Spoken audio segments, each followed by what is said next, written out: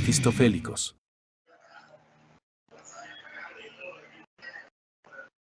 Buenos días, buenas noches, buenas tardes, según la hora, el lugar donde nos estén escuchando. Estamos aquí en la versión número 5 de este podcast de Mefistofélicos. Hoy con un tema pues, muy interesante, muy importante a lo largo de la historia humana. En el episodio de hoy nos adentraremos a hablar un poco, a discutir, a tertuliar sobre un tema apasionante y enigmático de todos los tiempos, como es el tema de los ovnis. Pues durante épocas, personas alrededor del mundo han reportado avistamientos de objetos voladores no identificados en nuestros cielos y pues en el departamento del Huila y en Colombia no es la excepción a este tema, ¿no?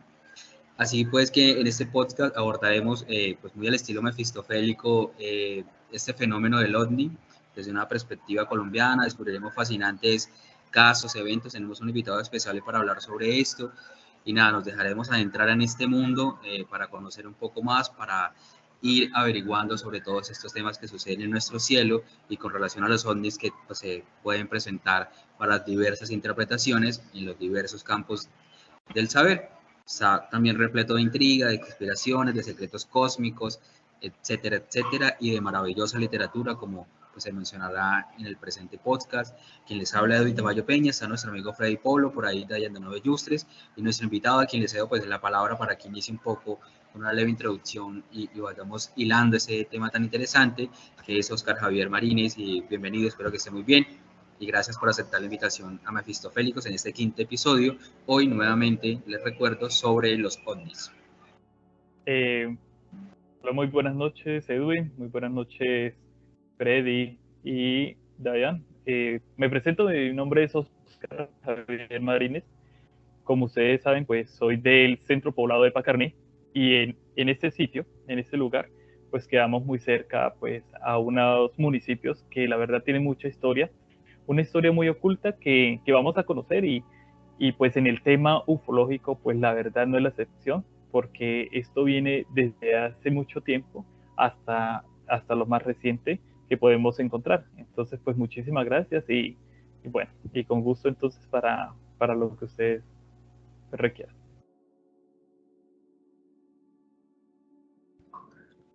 Buenas noches para todos, buenas noches Oscar Javier, Edwin, nuestro querido amigo Freddy Polo. Bienvenidos de nuevo a este nuevo encuentro donde vamos a tratar un tema que en las últimas décadas ha sido tema popular, un tema curioso. Como lo hacemos fuera de grabación, pues mi formación es filosófica y biológica. Entonces, desde ese punto de vista, es bastante interesante el tema de digamos, ufológico, el tema de las apariciones de estos objetos voladores que siempre a lo largo de las últimas décadas nos han intrigado. Hay muchas cosas curiosas y muchas cosas muy interesantes que son dignas de análisis. Entonces, vamos a ver cómo desarrollamos este podcast. Bueno, muy buenas noches a todos los que están acá. Buenas noches a Edwin y a Dayan, que por fin, casi después de como de 20 días tratando de reunirnos para tratar de cuadrar alguna cosa, al fin se alinearon los astros y logramos concertar, después de cuadrar las agendas bohemias de estos dos personajes. Y pues muchas gracias a Oscar Javier por estar esta noche y colaborarnos acá en la elaboración de este capítulo. Pues quiero decir que yo no conozco a Oscar, la primera vez que nos vemos aquí de forma virtual. Le estaba comentando que yo a él bueno, sobre el tema, antes de, entonces, vamos a hablar un poquito sobre ovnis, sobre la ufología, sobre esa pseudociencia, se puede decir que siempre he definido como la ufología es esa ciencia dedicada a describir las cosas que no se sabe qué son. O sea, un ufólogo es un experto en las cosas que no sabe qué son. Entonces hay mucha controversia sobre el tema, hay mucha tela para cortar sobre el tema ufológico, sobre el tema de los ovnis. Muchas personas lo niegan, muchas personas son fervientes creyentes en eso.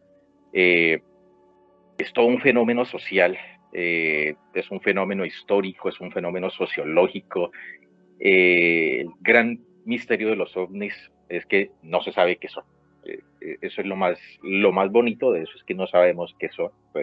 Puede ser cualquier cosa y como no se sabe qué son, pues dependiendo de cada una de las personas le puede dar el significado que considera necesario. Muchas veces uno siempre que habla de ovnis, de ufología, siempre lo enfoca en la parte peliculera, en la parte hollywoodense, en la parte de los Estados Unidos, más que todo. Digamos que los Estados Unidos son como la meca de los ovnis.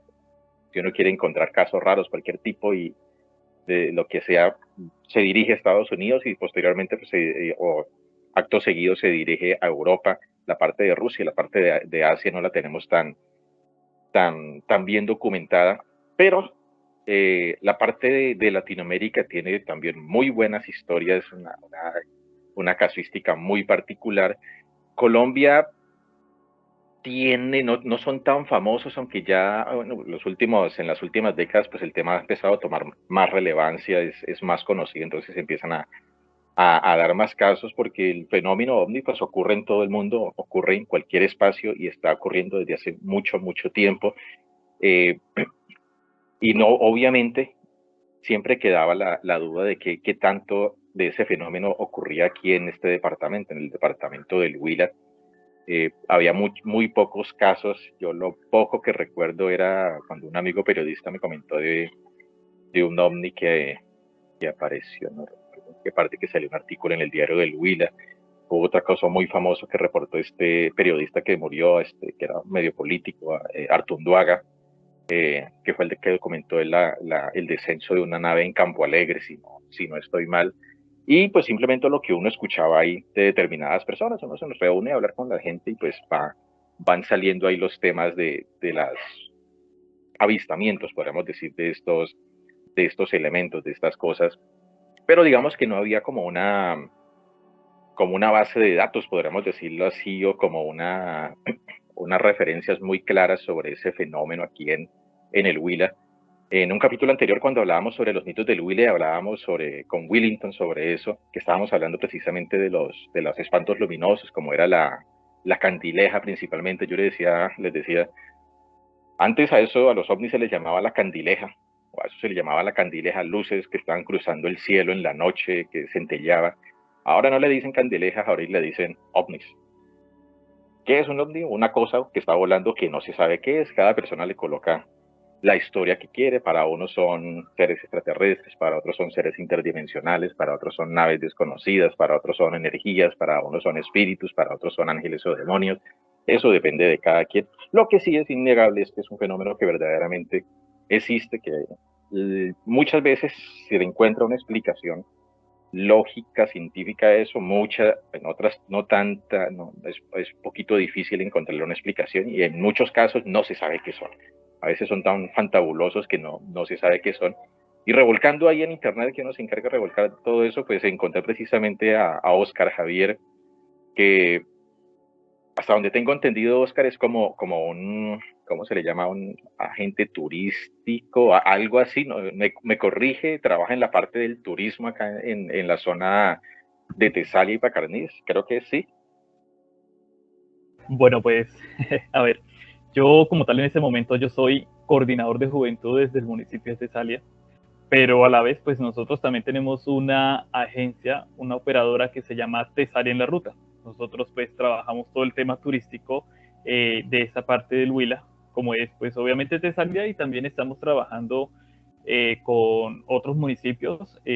Con Iquira ya estamos en ese proceso junto con el asesor de turismo que es Hugo Rivera, y pues también estamos, pues la idea es coordinar y organizar un proyecto que se llama Territorio Paez, en donde están incluidos otros municipios como La Plata, la Argentina, e inclusive algunos del departamento del Cauca como INSA, y es darle ese manejo turístico a esta zona. Entonces nosotros somos pues también operadores y bueno, operadores en el caso de que tenemos pues unos lugares de Salia como son los miradores, el Cañón del Simio, que son los que nosotros operamos, y agencia porque pues también ayudamos y pues coordinamos con las demás operadoras o agencias de la región.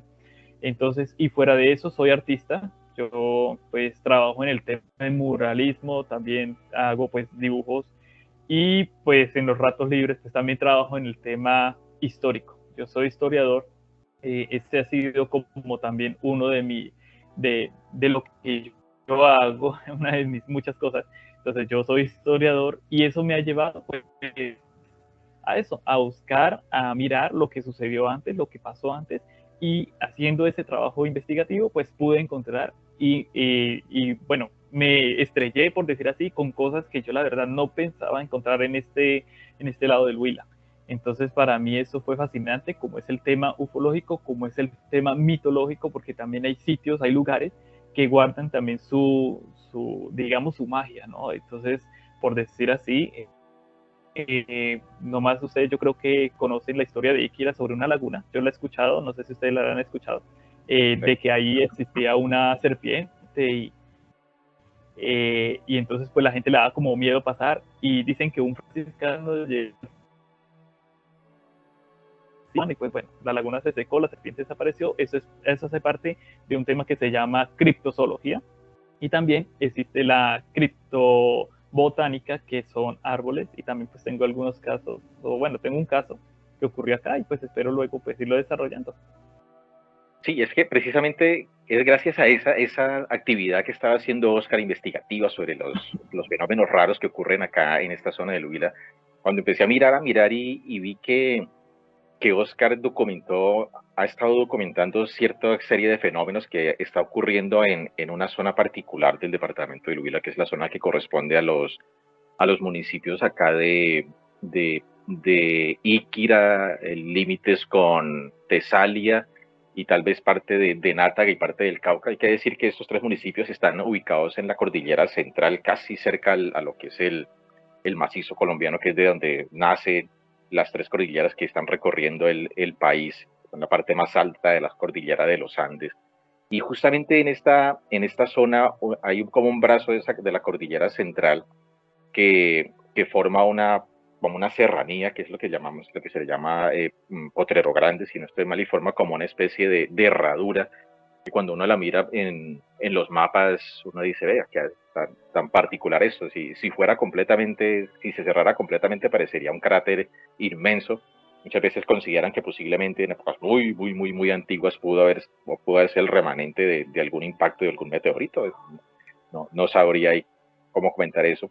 Y pues antes simplemente quedaba esa curiosidad, digamos, como geográfica, pero lo que sí no conocía yo era la parte de la casuística de casos Bueno, ovnis, porque aquí en Colombia pues sí existen muchas zonas calientes. Es interesante. Corta la señal. Aquí en Colombia hay muchas zonas calientes, digamos, en zonas calientes de avistamiento ovni. Yo creo que la más famosa acá en Colombia corresponde a lo que es el Cerro de Huayca, en límites entre el municipio de Tabio y Tenjo. Y Tenjo es muy reconocida la actividad ovni ahí. Hay culto platillista, hay explicaciones geológicas de ese fenómeno. Pero es muy interesante. Otra parte interesante también que se habla que tiene cierta relevancia y que está en relación también con ruinas o con hallazgos arqueológicos es la parte del Tolima, correspondiente casi a la zona donde queda el Cerro del Pacandé, toda esa zona también la toman como influencia. El desierto de la Tatacoa en cierta medida también lo toman como punto caliente, yo creo, aunque lo considero más como una estrategia turística para atraer más gente al desierto que como avistamientos como tal. Hay otra parte también donde está la laguna de Guatavita, donde está la parte de San Agustín. Todo eso son como sitios donde se describen más de estos casos, pero yo no tenía ni idea que aquí casi pegados a donde estamos nosotros también estaban ese tipo ocurrían ese tipo de casos en ese sentido. Entonces fue cuando aquí Oscar empezó a documentar, y documentaba no solamente en esta época, sino desde hace mucho tiempo, ¿no es cierto, Oscar? Se nos quedó. Se desconectó. Ahí está. Está un poquito mala la señal. Esperemos a ver si se conecta un poco. Mientras Oscar logra la reconexión, Yo sí quisiera agregar el tema del fenómeno ovni desde el punto de vista, digamos, científico y biológico, si se le quiere llamar. Pues personalmente soy de los que creo que las posibilidades de la existencia de, digamos, de entidades extraterrestres, pues es posible. Lo que pasa es que las probabilidades de encontrarlas todavía son un poquito, digamos, remotas en el sentido de encontrar suficientes pruebas. Aún así, el fenómeno ovni no deja de ser curioso, porque a pesar de que hasta el momento no se encuentra con la suficiente evidencia científica, suficiente estudio de cada una de los reportes de apariciones de objetos voladores no identificados, siguen apareciendo alrededor del mundo. Entonces, es un fenómeno global. Es decir, sigue apareciendo. Es decir, que pienso que hay que darle cabida a un espacio de incertidumbre científico, para tener en cuenta de que pronto sí puede existir algo extraterrestre, y que pronto estén allí, estén presentes. Sí, Entonces, bueno, yo creo que ya... Ya sí, se yo conectó escuchan ahí. nuevamente. Sí, sí, Bueno, como le comentaba Oscar, casos antiguos, ¿qué casos tiene documentados? Ay, bueno, sí, ¿me escuchan ahorita? Sí. sí. Sí, bueno, vale. Bueno, me estaba pues hace rato comentando acerca de lo que es la serranía de Potrero Grande.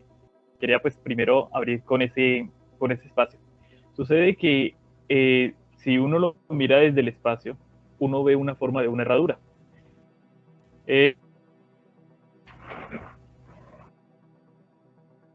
que hay que entender que los extraterrestres, mano, interfieren. La señal es más poderosa. ¿Dónde está Paganini? Ser que una ráfaga de una mala señal ahí electromagnética nos lo traslade ahí a la falla esta. Oiga, antes de retomar ese tema, yo quería también, vale, cuidado, yo hace tiempo con Williton subí a una laguna que queda en el Cerro Negro, pero se ingresa uno por Tesalia. Hace tiempo, una caminada larga, aburridora, un sol, piedra arriba.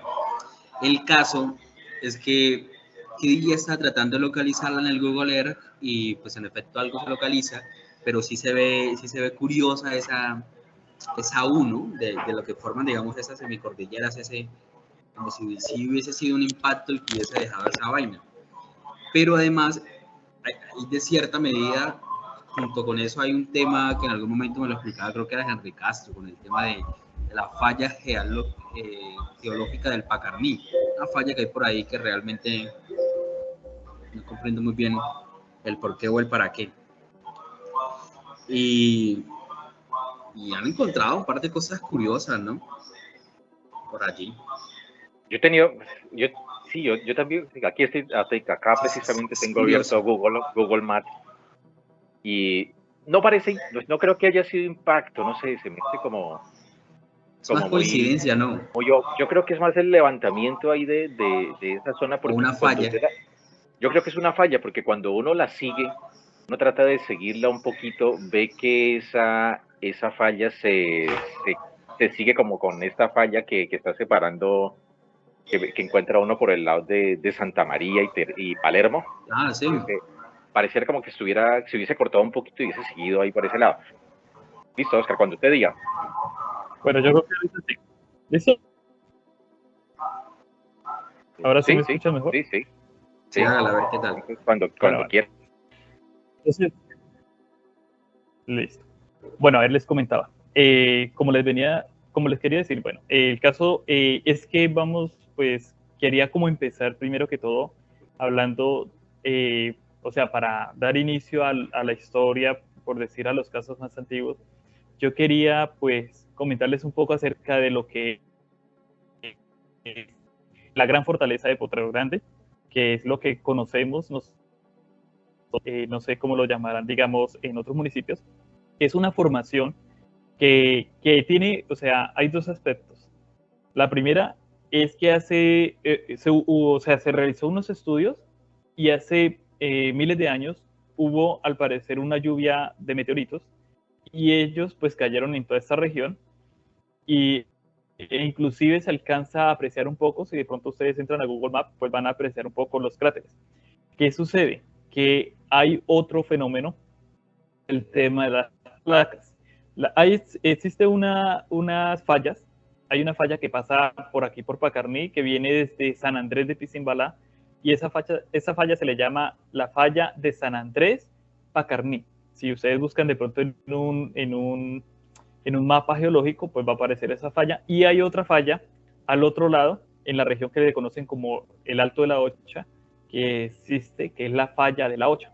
Entonces, ¿qué sucede? Estas dos fallas fueron las que luego, pues, hicieron que surgieran toda esa montaña, por decir así, esa herradura que nosotros podemos apreciar desde el espacio, y deformaron los cráteres que habían en ese lugar.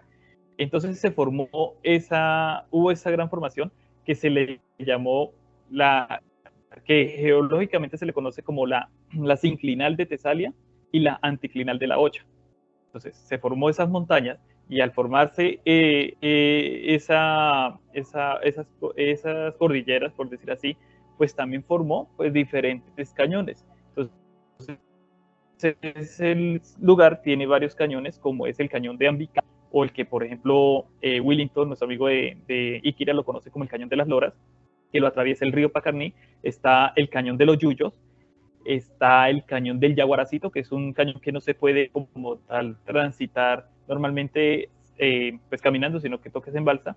Está el cañón el cañón del Simio, que es el que nosotros ahorita en este momento pues tenemos como tal lo que estamos operando nosotros como agencia, que es un sitio pues también muy bonito. Y pues hay otros cañones como tal o ranuras estrechos que se han formado en esa cordillera. Y esa cordillera también, en las partes altas, pues también tienen unas lagunas. Entonces, aquí cerca de Pacarní, iniciando la cordillera, hay una laguna, y hay otra laguna que se encuentra muy cerca pues, del Yaguaracito, que es la laguna de Guillo, que no se puede ver pues en este momento con Google Maps, pero hay otra aplicación, es Google Bing, algo así, bueno, no sé, Map Bing, algo así, que ahí muestra como tal la laguna, que es una laguna que cuando está seca se forman dos, pero cuando hay bastante invierno, pues se forma una sola laguna y hay como unas especies de lomas, como si fueran montículos, y allá se han hallado vasijas y pues se cree que allá habitaron algunos indígenas. Nosotros estuvimos la otra vez haciendo pues un recorrido allá y pues realmente es un sitio muy bonito que tiene una leyenda, al igual que la leyenda que hay aquí con la laguna de Pacarní. Entonces, desde ese motivo, esa formación pues ha llamado la atención como tal a pues, las personas que llegan a este lado del Huila. Entonces, en la historia como tal, esa formación está, digamos, al lado derecho de esta región y al lado izquierdo pues hay otra formación que es la anticlinal de Nátaga, que es la que nosotros aquí en Tesalia conocemos como la Serranía de las Nieves. Y esa misma serranía llega al otro lado, que es lo que conocemos como donde está el bosque de Tarpeya, que es en Iquira, y que sigue hacia Santa María, que es como un brazo de la formación de la cordillera central donde está el Nevado del Huila. Entonces, entre esa anticlinal de la Ocha, perdón, de Nátaga y la sinclinal de Tesalia, hay un espacio o un valle que es el valle que es el valle perdido, perdón, el valle escondido de Tesalia. Continúa esa formación hasta Pacarní y así se va hasta uno llegar a Iquira. Entonces, en toda esa región, hace mucho tiempo, en época precolombina, existió una comunidad indígena, una nación, que eran los paeses, pero ya en el siglo XV, pues llegaron la invasión de los caribes, los pijaos, que fueron los que sacaron a los paeses de esta región, y a partir de ahí, cuando ya llega después la conquista, entonces ahí las personas que empezaron a caminar por estos lados, pues se dieron cuenta de que algunas de las caravanas comenzaban a perderse. Se perdían sin explicación alguna. Es decir, llegaban, se metían aquí por esta otra región, porque pues hay que recordar que había otro camino principal, que era el camino de Guanacas, que pasa por el lado del valle del río Magdalena, que cruza por Obo y va hasta Neiva. Y está ese otro lado, donde también se formó luego un camino, por el camino que transitaban los indígenas, que es el camino del Almorzadero, un camino que pues podemos todavía apreciar en algunos lugares, formaciones en rocas, o sea, en Iquira, en Pacarní, en Nátaga, en Palermo. Esa misma ruta pues tiene tramos de camino real todavía, y por ese camino pues hay veces habían desapariciones que todavía no se habían podido explicar, y eso estaba pues obviamente en los libros, los cronistas lo decían, y pues se dice, ¿no?, que pues una de las probables explicaciones para ello es por decir así, o sea, eran los indígenas fijados los que ellos pues atacaban las caravanas y se perdían. Que toda esa zona ya tiene sus antecedentes interesantes, antecedentes geológicos, antecedentes prehispánicos y antecedentes de la conquista. Tiene una historia mucho que contar.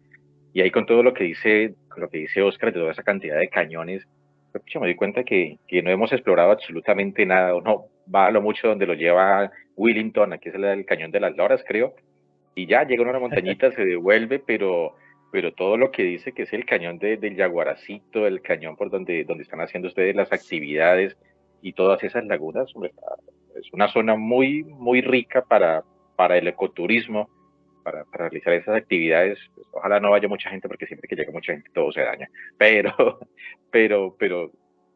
mejor dicho, ya toca programar una salida, una buena exploración por toda esa zona, que es bastante bonita para las personas que algún día quieran conocer esta zona. Es muy, muy bonita. Pero volviendo al tema, Oscar, ¿cuál es así como el caso de tal vez toda esta cantidad de factores, tanto geológicos como históricos, como mitológicos, influyan efectivamente en que se produzcan toda esta serie de avistamientos? Tal vez no sean naves espaciales lo que está cruzando por ahí, sino que sean dioses prehispánicos por ahí que están revoloteando todavía entre los cerros. Pero ¿cuál recuerda usted que sea el caso más antiguo, contemporáneo o antiguo, no sé qué tanto ha derivado de avistamientos en esa zona? Bueno, pues yo creo que uno de los casos por sí más antiguo que yo sé que pues todos conocen es el tema de la candileja, ¿no? De estas luminarias que antiguamente pues nuestros abuelos veían, decían, lo decían de varias formas, ¿no? Eran 3 esferas que pues ellos se chocaban y iluminaban. Otras personas dicen que eran pues el alma no sé, de la mamá y los hijos. Y esto pues al parecer, pues, según digamos cada época, uno la va explicando dependiendo de cada época, ¿no? Antiguamente pudo haber sido, digamos, para algunas personas un ángel, o bueno, ¿sí? Pero para nuestra época, época colonial, época antigua, pues eran espantos o espíritus que protegían pues, los bosques, las fuentes de agua. Pero hoy en día, si lo aterrizamos, digamos, a nuestro tiempo, pues son luminarias, son, por decir, ovnis. Nosotros llamamos ovnis a objetos no identificados porque no sabemos, está allí, está la esfera, están las esferas, y esas esferas, pues, por decir así, no le encontramos ninguna explicación. Entonces, esas luminarias como tal, o luces populares también, pues son digamos, estos ovnis que antiguamente, pues, molestaban a nuestros ancestros, y que casi ocurre, pues, en la mayoría de lugares. Pero en ese lugar en específico se ha avistado mucho, lo avistaron muchas personas, y a partir de ahí bueno, por escritos y narraciones de las personas, han comenzado a suceder una serie de casos que involucran no solamente luminarias, sino que también involucra aparatos, involucra también el tema de humanoides, porque también pues tenemos dos casos que vamos a tratar, que la verdad pues no conocen más de uno, y pues tenemos esas pruebas, tenemos las narraciones de las personas, y que ha dado a este lugar pues esa curiosidad, ¿no? Y yo creo que una de esos factores para que se dé eso es, digamos, las serranías que tenemos cerca, que son muy ricas en minerales. Nosotros tenemos aquí cerca las minas de oro, y desde la colonia, pues esto ha sido un real de minas, y yo creo que también eso, junto con el agua, que es otro factor, pues han sido como lo que ha producido esos fenómenos. Quiero comentar algo acá a propósito de lo que está comentando Oscar, y es sobre los fenómenos que se ven. Uno podría separarlos entre lo que son las esferas luminosas, que son muy frecuentes en todo Colombia, o sea, donde hay cerros, generalmente cerros grandes, por ahí se cuentan que hay esferas de fuego, esferas de luz, individuales, en grupos, realizan movimientos particulares, llegan, aparecen, desaparecen. Eso es algo como muy típico, digamos, de las zonas montañosas acá, o al menos en Colombia, en esta parte.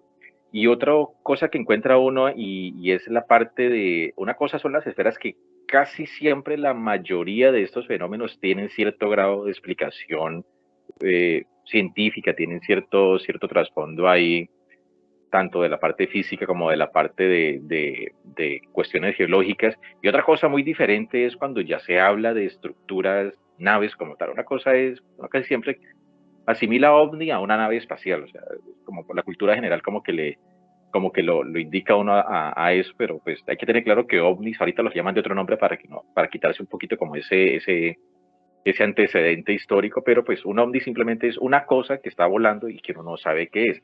En este caso la mayoría son esferas luminosas, son luces, que no sé, pues desde la candileja hasta ángeles, hasta lo que sea, puede ser cualquier cosa. Y otra cosa muy diferente ya es cuando hablan de una estructura o un aparato volador como tal, que ya es harina de otro costal, y pues mucho más interesante, según lo que nos está comentando acá Oscar, es cuando ya se refiere a presencia de los tripulantes o de estas naves, que de eso sí no tengo ni. Sé de las esferas, hasta pronto algunas máquinas por ahí que habían visto en esta zona, pero este sí es un dato nuevo sobre casos de tripulantes de naves. No tenía ni idea, entonces toda la palabra suya es Oscar, o no sé qué Edwin o Dayan quieran colaborar en algo. No, pues también genera sorpresa y genera mucha curiosidad, porque voy por la misma línea de Freddy. Es decir, los fenómenos luminosos tienen una base, una explicación, digamos, en los fenómenos naturales, hasta ahí va bien.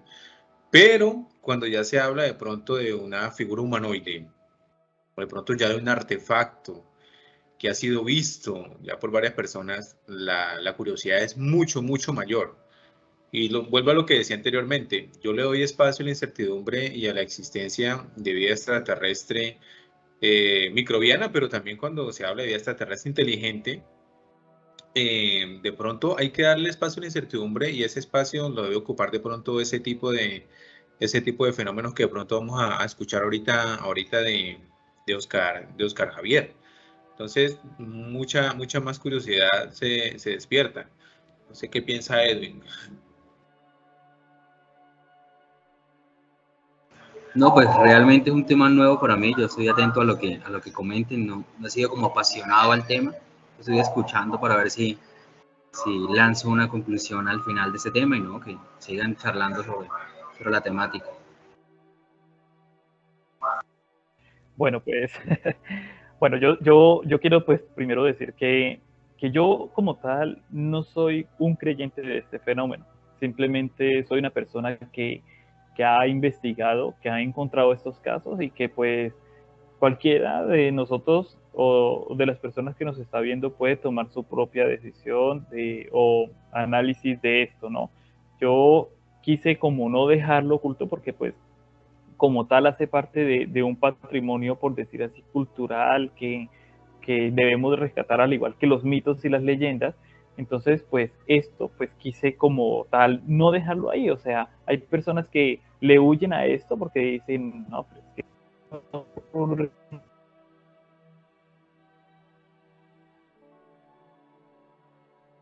un fenómeno de eso.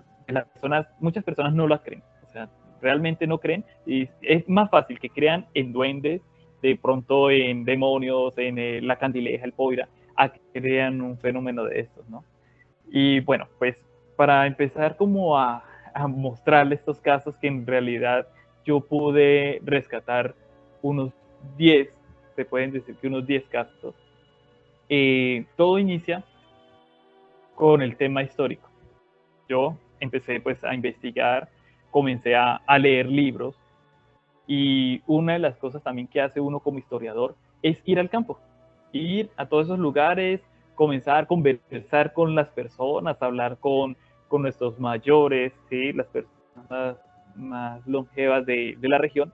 Y entonces a partir de ahí comencé a rescatar esto. O sea, yo quedé, pues primero que todo, yo iba normal en mi investigación, iba tomando nota, digamos, de los indígenas, del tiempo de la colonia, del virreinato, ¿sí? Hasta que ya luego fue cuando una amiga, de pronto porque quizás ya sabía que pues sabía de este tema, o pues me interesaba un poco ese tema, me dijo, Oscar, mira, lo que pasa es que yo tengo un tío que le sucedió algo cuando se iba a ir, cuando viajaba de Pacarní a Iquira.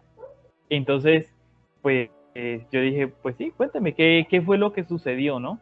Entonces ella me dijo, no, es que al parecer él vio una luz en el cielo y yo no sé, y él cuando volvió, pues en ese mismo punto, él se cayó.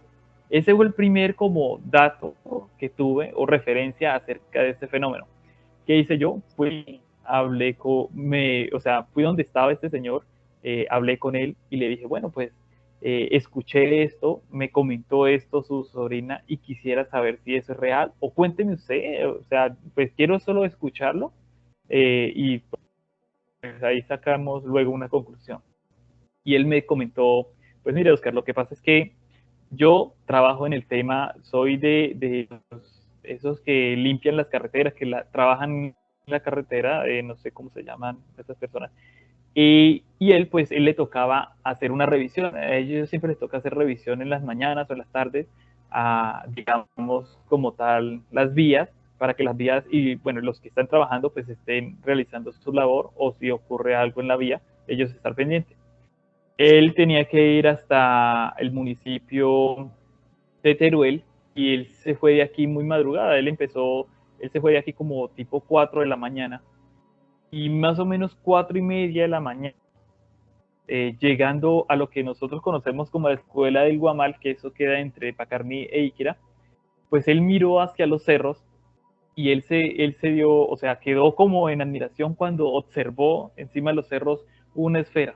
Él describe, es una esfera como ver la luna, por decir un poquito más grande, era bien redonda, el color era como un verde, pero era muy brillante y esa esfera pasó no a una velocidad, por decir, como una estrella fugaz, sino que fue un poco más lenta. Él dice, pasó, se metió a los cerros buscando Iquira y no la volvió a ver más. Eso iluminó todo. Y en ese momento él siguió el camino, la carretera subió, y luego ahí más adelante fue cuando llamó al otro compañero y le comentó pues que él había visto eso y a los que venían pues en la vía más adelante, él le dijo, venga, ¿usted vio esto? Y él dice, no, es que no vi nada. Dice, pero ¿cómo uno va a ver si pasó algo muy brillante en el cielo? Parecía la luna. Y ellos dijeron, no, realmente no vimos nada. Y él se quedó con esa curiosidad. Cuando él ya vino, tipo 8, casi 9 de la mañana, ya devolviéndose, en ese lugar, no sé si es que no se percató, venía pensando quizás en eso, no sé, pero en ese mismo lugar, él se cayó en la moto y él se fracturó pues el pie en ese mismo lugar. Entonces, pues, eso fue el primer, por decir así, caso que yo vi, o sea, escuché y pues me pareció como interesante. ¿Hace cuánto fue eso, más o menos? Ese caso es por decir el más reciente, porque eso fue a inicios del 2020. ¿Sabe que hay algo muy curioso? Cuando tuvimos la reunión con Willington, él nos comentaba precisamente eso, que la esposa fue hace como unos 6 u 8 meses, decía Willington, que efectivamente vio una esfera, la esposa había visto una esfera de color verde que estaba surcando precisamente en los cerros por la parte que da precisamente del Cachingo y que comunica con la parte del Guamal. Me causó mucha curiosidad precisamente. Parece que, si no fue la misma, no creo que haya sido la misma fecha, pero ya es el segundo fenómeno que vemos ahí de eso.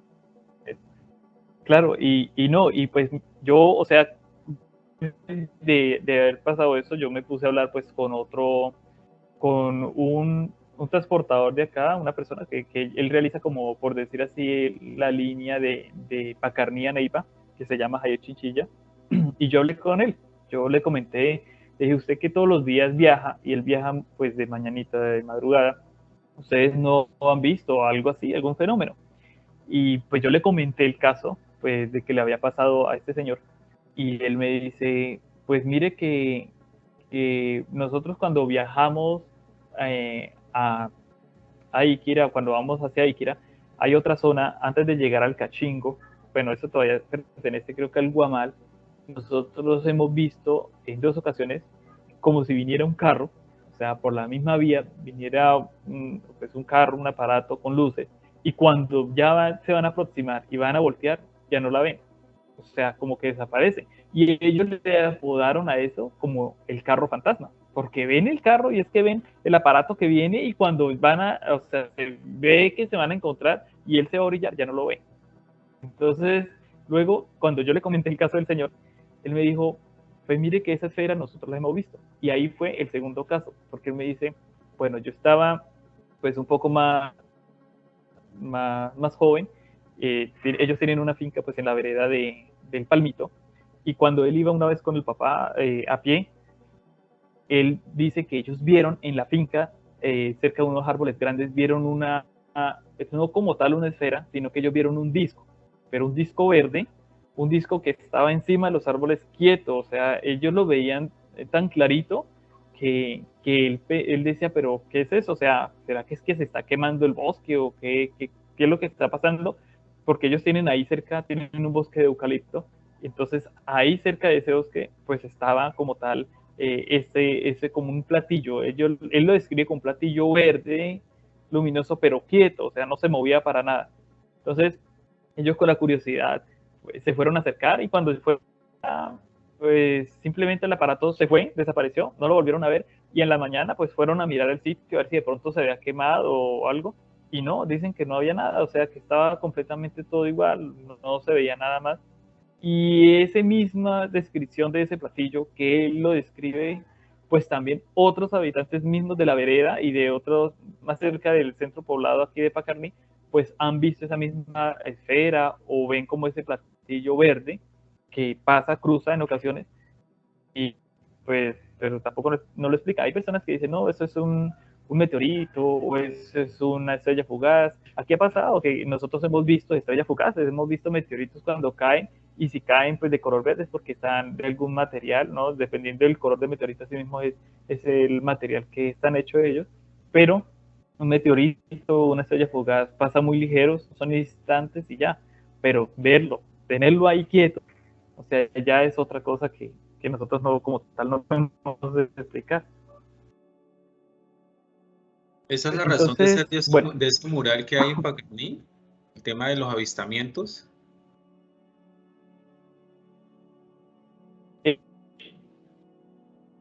pero para allá va.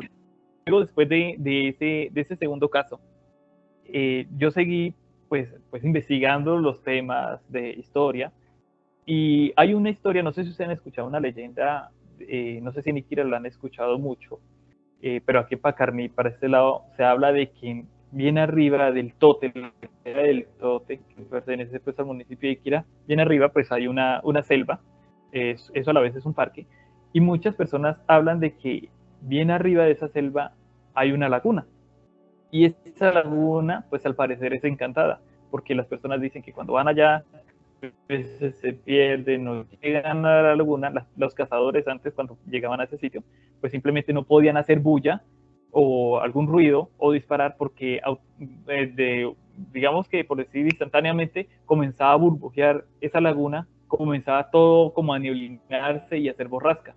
Entonces cada nada pues la gente le daba como vaina de ver esa laguna. Entonces yo pues en mi investigación de mirar a ver si eso era real o no, o era cuento, pues muchas personas hablan de esa laguna, dicen que inclusive un sacerdote de Iquira estuvo allá en el lugar.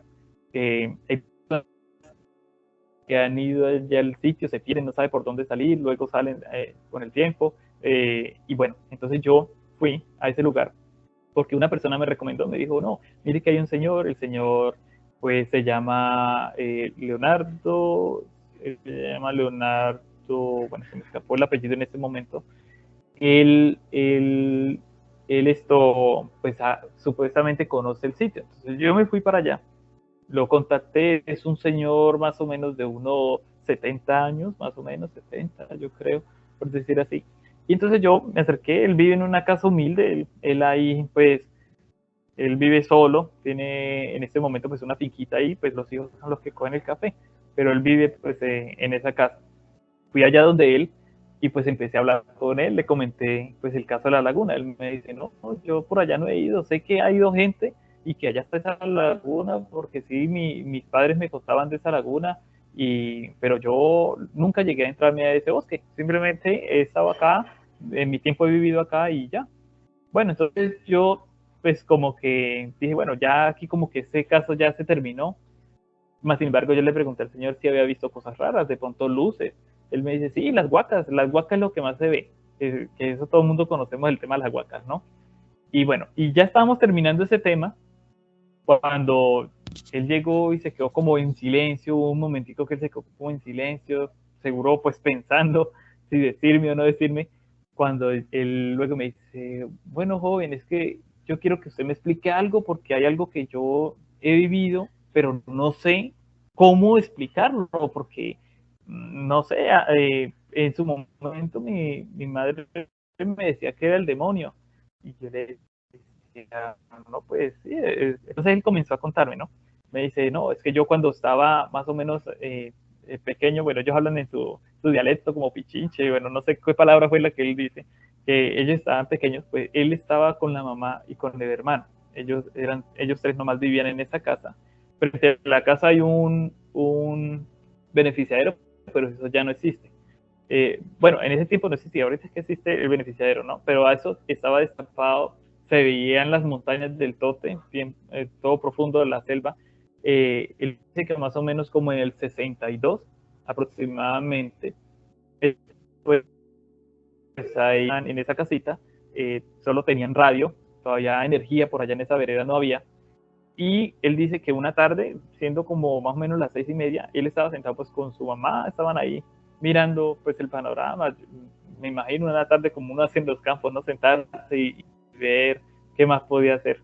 Entonces ellos, estando ahí, él dice que salir de las montañas un disco. Él dice, él no lo escribe como un disco, sino que en su lengua, él dice una paila de esas de hacer panela.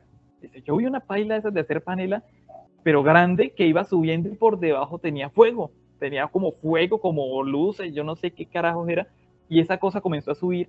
Y si yo me acuerdo que dentro de esa paila había como una ventana y en esa ventana se veía como la silueta de dos personas ahí. Dice, pero yo no supe qué era, simplemente se veía la silueta como de alguien, como de algo ahí que estaba dentro de esa paila, y esa cosa comenzó a subir, y a nosotros pues nos dio mucho miedo. Yo le dije a mi mamá qué era eso, y ella dijo, no, no, es el demonio, es el demonio. Adentro se metieron. Se cortó la comunicación. curiosidad. Mira, él estaba para todo. Pausa mientras regresa.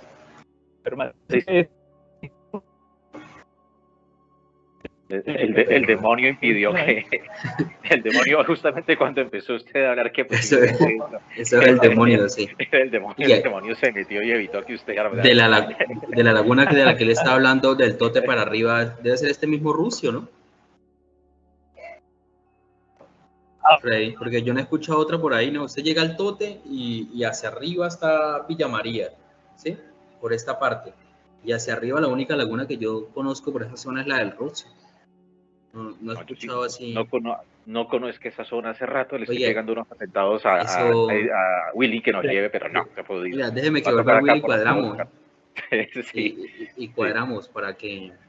Para ir. Bueno, porque esa parte chévere, ¿dónde quedaron para reanudar. Nos quedamos cuando empezó a hablar que era posiblemente el diablo, ahí el diablo se metió y cortó la comunicación. Pero realmente quedó donde el señor estaba explicando que esa era una paila grande y que la mamá le ha dicho que el diablo y el diablo es puerco, dijo mi abuelita, y se desapareció la conexión. Vale, entonces voy a retomarla ahí. Vale, entonces este señor, pues él dijo, pues, que la mamá, pues obviamente había dicho que era, pues, el demonio, ¿no? Era el demonio que estaba ahí en ese aparato.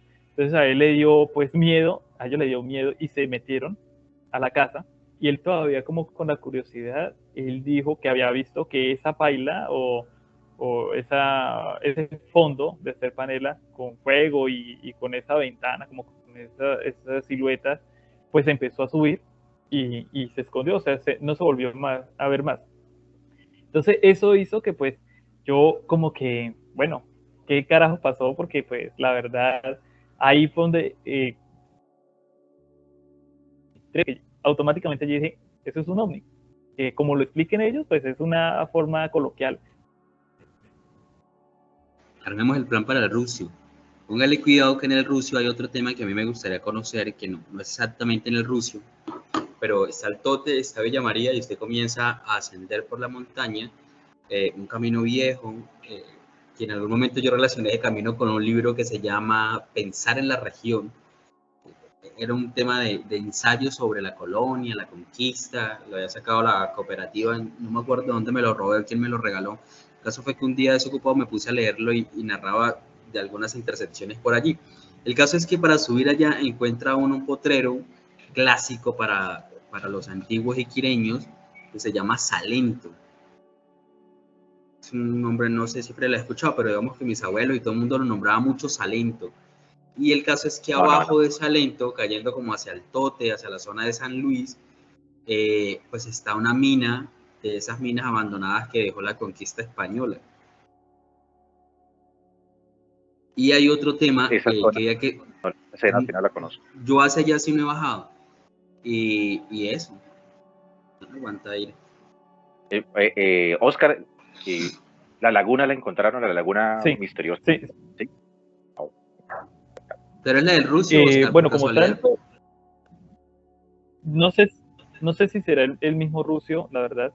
Está interesante el tema y justamente cuando es interesante se pierde la cosa. No, es muy curioso porque pues yo no pensé que el tema de este tipo de fenómenos tuviera de pronto tanta riqueza. O sea, en la zona de mis abuelos maternos tienen la casa en Los Yuyos. Los Yuyos puede es muy ser que Dayan es algún bicho extraterrestre y no quiere que el man no cuente la historia. En el tema de Los Yuyos es muy común el tema de las luces, pero común es más. En la casa yo estoy seguro que en la cocina hay algo enterrado. Ya mi bisabuelo, cuando estuvo ahí, ya desenterró algo y tiene que decirse muchas cosas. Mire que el tema de allá de Pacarní, digamos como mitológico, todas esas cosas de luces, lo que pasa en Semana Santa, que las piedras y todo eso, todas están relacionadas en realidad con fenómenos de objetos voladores no identificados. Todos tienen su raíz ahí. O sea, esa zona tiene algo que la hace muy rica en muchas cosas. En realidad, lo que decía Freddy, en realidad apenas estamos medio explorando esa parte. O sea, eso tiene mucho misterio. Muchísimo misterio. Y es algo muy bonito en lo que comenta Oscar, y es que cuando pues uno llega al pueblo, ve las montañas, ve el cerro ahí la parte suroccidental, ve la parte de todas las montañas, todo lo que es la reserva de... Hola, Sí, ya le estamos escuchando, Oscar. Sí, entonces vemos todo lo que es qué pena, creo la que reserva. se cayó la... No, tranquilo, estábamos comentando acá que cuando uno Bueno, llega ahí que ve toda la cadena montañosa, todos los cerros, todas las montañas que rodea, pero hombre, empezando desde la parte de todos los cañones ahí de la parte de Potrero Grande, que sitios donde uno puede andar en lancha, donde hay lagunas encima de o entre las montañas, donde pues, me siento como casi como en un cuento ahí de una narración del Señor de los Anillos de Tolkien, cuando entra al bosque negro, el bosque prohibido y todo eso, que hay bosques prohibidos y lagunas perdidas en un bosque donde la gente se pierde. Entonces, para estar en esta época donde ya como que todo se ha descubierto, es algo muy bonito, es algo muy interesante y que lo tenemos ahí al lado de la casa y claro, no nos hemos dado cuenta de ello. Gracias, Es muy gracias a interesante, Dios por eso sí. lo tenemos, diga. Yo soy esa, Siga. Yo nunca había escuchado el tema de los humanoides, al menos no en la zona que comprende Pacarnites, Aria y Kira. De No, yo luces tampoco. sí, Es de más, platillos sí, de eso sí luces, es muy común. de luces yo sí había escuchado, de platillos no, de humanoides tampoco. Y todo lo- Ahora, yo sí he escuchado muchos relatos de un mito que lo comentábamos en un episodio anterior, que, y no es descabellado pensar que tenga relación, de que en esa zona observan figurillas humanoides pequeñas conocidas como Tunjo de Oro. Eso sí lo he escuchado y es muy común en la zona de la Ocha. No sé si puede existir relación de que estos, digamos, mitos puedan ser en realidad un humanoide de naturaleza no, digamos, no sapiens, por decirlo de alguna forma. Ya Listo, llegó cuando quiera, Oscar. Oscar. listo. Pues vimos en el cielo, vimos como dos platillos pasar por encima de los árboles de Cachingo. O sea, pasaron y cruzaron y se perdieron detrás de las montañas.